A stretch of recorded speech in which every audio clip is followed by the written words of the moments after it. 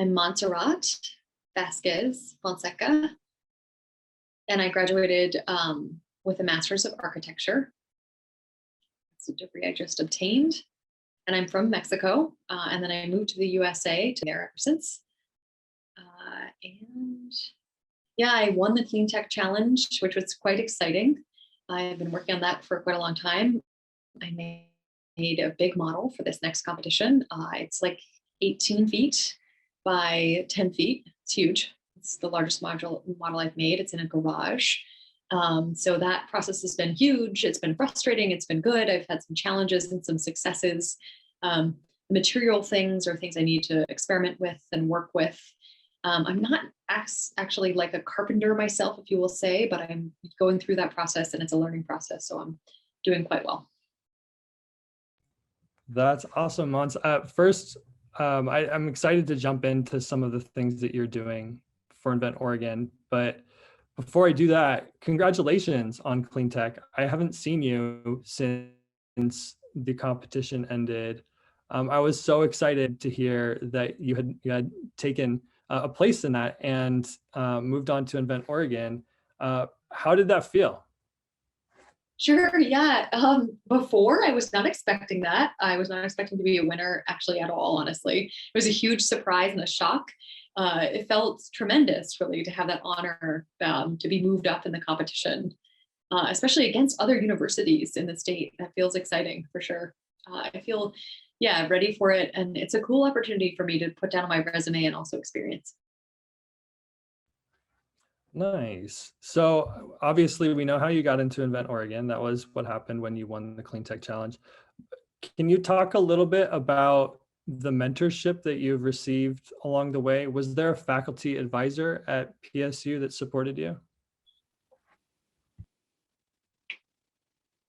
Yeah, sure. Yeah, I worked with both a mentor, Juan Barraza, and then I also worked with a mentor too, and my advisor for my thesis presentation, and that's Anahita Koldadi. Yeah, both of those folks worked with me and I interchanged the focus. One was thesis, and then I also applied to the work in clean tech and the competition for InventOR. Both of those have been mentors to me in their own regard. They've been giving their feedback, they've been helping me, having one-on-ones and sharing their perspective. It's been quite a road that we've had, but it's been great. Also, two other faculty around the university have also supported and given their feedback, and that's been quite generous and wonderful too, to feel that support and see it along the way as well. Can you tell me a little bit about the kind of impact that Juan and your thesis advisor had on your project during InventOR? Sure, yeah, that's a great question. When I think about them, they're both different people, right? Like Juan is my InventOR / clean tech advisor. I've been working with him since the fall. We focus on things like thinking about how to set up the business and whatnot. And then when I think about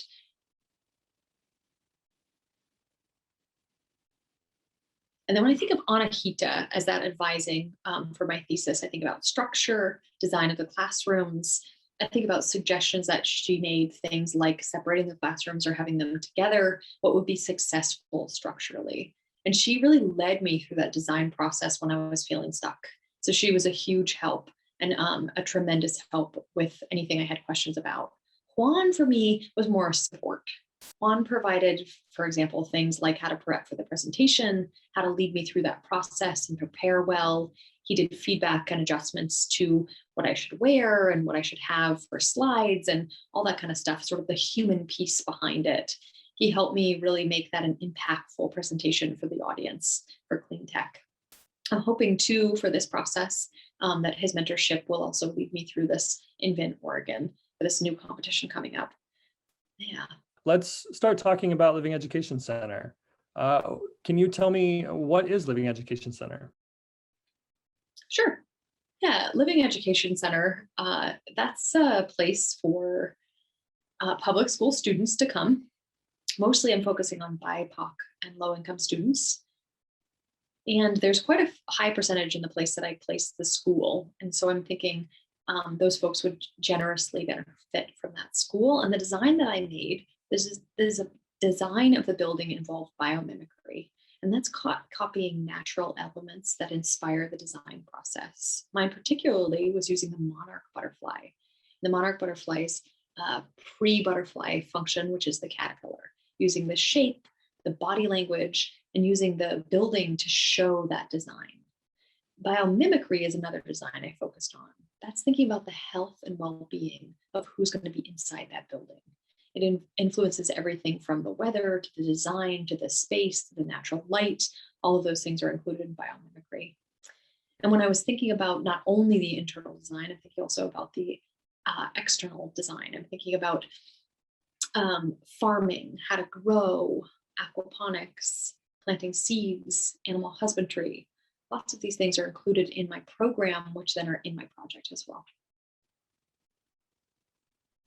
Great, thank you so much. That was a great description. Where did you get the inspiration for your idea?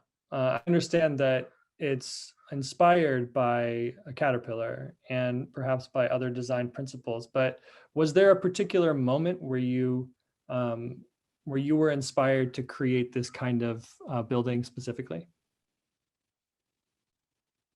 I think. Do you mind explaining that a little bit more? Like, what do you mean exactly that moment? Well, for example, you could have created any kind of building. Why did you decide to create an education center? Oh, sure. Yeah, for me, even before last summer, when I was thinking about my focus, I had a big plethora of things I could choose from. I was thinking like farm to table would be interesting. I was thinking education or schools would be interesting. I was thinking material choices. And when I thought about the options that I had, I thought, what would really lead me to a thesis that would be interesting? And then that sort of thesis idea led me to the Learning Education Center. And that was from teachers kind of guiding me through that process and thinking about my work and the work I'd produced before thesis. And the education piece, yeah, is really fascinating for me because when I do think about what exactly I mean, like a typology for a school or a design for a school, I did a lot of research beforehand. And one thing that was impactful to me that I learned, one of the huge injustices to the educational system, is that schools aren't really functioned for learning, right? Like you've got walls all around you. There's not enough natural light. And when I think about an educational system, I think about kids wanting to have that natural environment around them and surround them with that feeling of natural light and trees. And that's one piece that I use, right? Biomimicry, copying nature, and thinking about that in the structure and incorporating nature into the structure. And when I see those pieces in my design, it's not just a square, right? Square buildings and structures in a school, right? They limit you.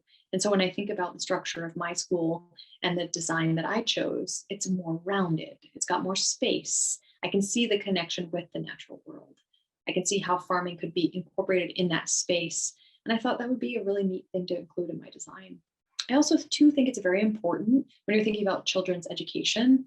It's a thing that we see around the country, hands-on learning. It's not something they get enough of, how to grow, how to plant, how to develop those skills. And that can start early and that can be impactful when they learn about geography and soils and use the natural world to develop their skills and learning.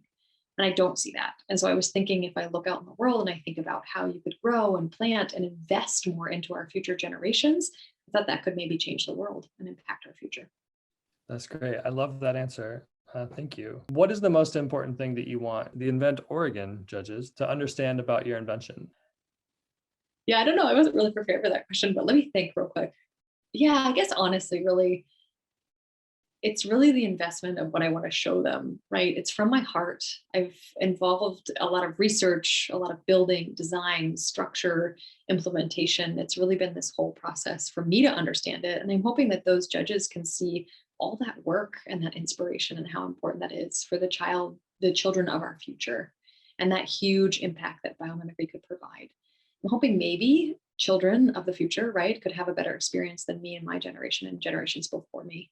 Because I think applying that design to the natural world in an educational environment could be something that would be fantastic. Let's talk a little bit about how your idea has changed. In our first interview, you mentioned to me that the biggest obstacle to your project, this was back during the Clean Tech Challenge, was actually incorporating all of the design elements that you envisioned for this project. Have you been able to incorporate everything you wanted to? How have you overcome this obstacle? Yeah, that's been tough for me. Yeah, when I think about the whole project and all the design elements, biomimicry, all of those pieces. And I'm thinking also too, I'm including deaf space in that. And I think about the functionality of the program and the building. And I think about how that could be successful, whether that's an adaptation, what that could look like. I guess I would say, including all those pieces, I've included some of each, and I've felt successful in those pieces I've included, and I've deleted some as well. I've not included some. And those changes have come kind of naturally with design. All right now, what I'm looking at for my thesis project, the ideas that I wanted to include are included, but I have changed a lot. So the things I included, I feel satisfied with, and the stuff I omitted, I feel okay with too. Would you be willing to talk a little bit about the changes that you've had to make? Sure. The design aspect of the changes, I guess it really depends, right? Like my thesis, I started with a huge site, and that's something I had to modify. I had to decide where I would put my building to be able to function with the site, and that was challenging. Before, when I was thinking about where I would put the building, there were some suggestions I had from faculty members that didn't work. Other things more locally, right? Like I first designed the kitchen to be separated from the cafeteria, and it didn't work. So somebody told me to put those two together and have that sort of functional space live together, and I did that. Another thought that had to change from the first to the last iteration was the sizing, the size of the classrooms, and adjusting those K through 8 classrooms for size wise. Another example would be of size, right? For classrooms for math or plants or science, depending on where those were taught. In the plant classroom, I would teach something like hydroponics. And that would have to be an indoor-outdoor kind of classroom. And so those design principles depended on the size. And so those are things that changed from the first to last iteration quite a lot. What, thinking about this and the creative process in general, are there any lessons that you have learned, whether that be about the design process or about process of creating and pitching a business? What lessons have you learned that you'll carry with you into the future? Great question too. I think a lot of that would be, right, the workshops that I've gone to. One of the things that we've talked about is how to sell my idea. And that's something that took a lot of thought. My architecture that I've designed so far is not often something that I think about budgets or selling that piece. It's not been something I've had to incorporate. But for the judges to want to vote for me, I know I have to have something that's a sellable item. So sometimes I do things like comparing my design with other schools, schools that already are designed. And I have to think about what would be beneficial, the size, the price of materials. I have to think about the functionality of the two spaces. I have to compare those things that I've never had to compare before. And that's been a huge learning opportunity. Other than that, it's more, yeah, been design focused for me. And it's been a process of self exploration. I can apply those things to the competition, but definitely, yeah, design focused for sure. Is there anything that you would do differently in the future? I'm trying to think, I don't know. Yeah, what would I change?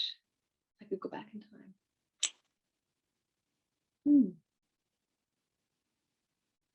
I think, I don't know, right? It's hard for me to go back in time and think of changes. I guess one thing, yeah, when I think about it, would maybe be the design. For example, maybe think about just one building. Maybe not focus on the classrooms, not try to sell a classroom, if you will, but go back and think about a different design idea that could apply to education in general. I don't know, it's a learning process, right? And it's things I learn and realize along the way. So it's hard to answer. Do you plan to continue working on the Living Education Center when you finish the competition? I don't know. Yeah, I'm about to graduate. I actually just finished all my graduate work. And so I got a job at an architecture firm. So I don't know. It'd be nice to have that, right? Something that I can continue working on. Maybe PSU, the architecture program, would hire me to come or invite me to come and lecture, and I would continue to work on the process that way. But I can't see that there'd be huge instrumental changes that could happen. I feel satisfied with my design.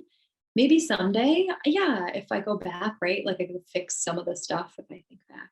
And I'll always be thinking of that in my future work as well, what I can change and modify to make, amazing architecture. So Thank you so much. You were wonderful, and I loved your answer.